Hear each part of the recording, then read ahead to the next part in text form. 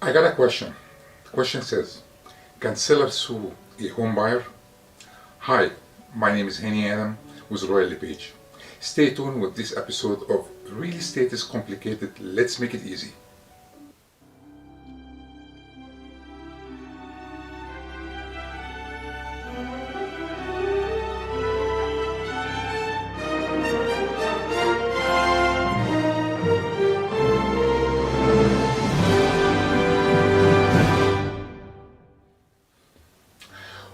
When a buyer cannot or does not complete an agreement without a cause, the buyer will be responsible for making a whole lot to the seller.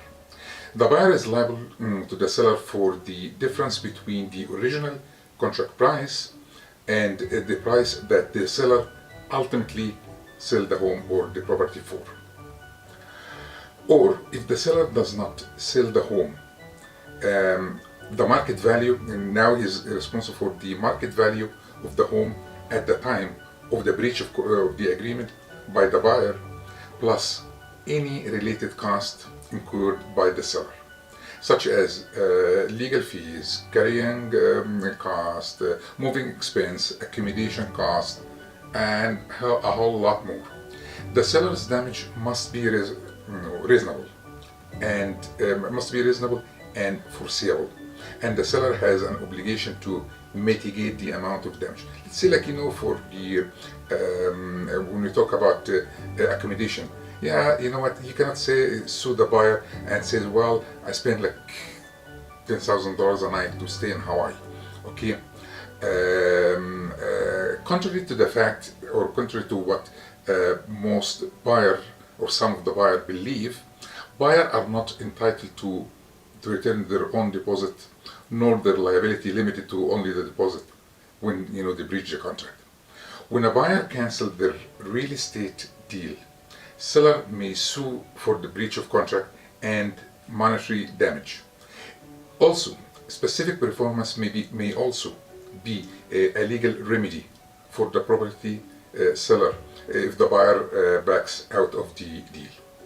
What's the specific performance? Okay, let's take an example here. John, let's say John offers to buy Kevin's house, and Kevin accepts, but later on Kevin decided to keep the property for themselves. Real estate is considered to be unique, since there is no other piece of property or house exactly like Kevin's. No. John may be entitled to a specific performance on the contract. Kevin would be compelled to go through with the sale.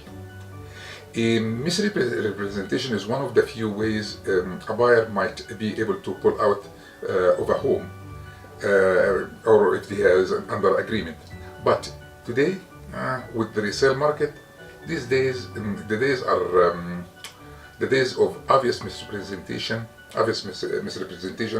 such as the seller is pulling a carpet over the hole or on the floor, or he's gone and spend $10,000 over flood damage in the basement of a $2 million house. That might provide the opportunity for discussion on the holdback provision, but they won't get the buyer out of the deal. We keep hearing stories every single day. This one is a true story, believe me. The buyer tried to back out of a deal after they failed to sell their property, but selling their own property was not included in the condition of the purchase. They said they believed that their only damage would be, or the only loss would be, the deposit, and that they didn't realize they would be sued for the shortfall of what they were willing to pay. And what the property sold for in the declining market, of course, again, is going to be less than the current market. Calculated the cost from professional fees, to storage, to the extra cost happen of the buying a home, of course, like, in a new higher price because the market backed off again, or went up again, values, and what I mean by that is, now, or by the time, the seller bought his new house, the market was picked up already, so he bought it for more money than he expected. So the the total bill for the seller in that particular case, which he sued the buyer for, was $150,000. But his non-professional real estate, unfortunately, suggested he would, not to proceed with the sale, or would not proceed with the agreement. The buyer unfortunately believed him without even asking his lawyer, which caused him lots and lots of grief, and of course he lost $150,000. I hope you liked the content of this video, and please comment and post your comments below. Until next time, see ya.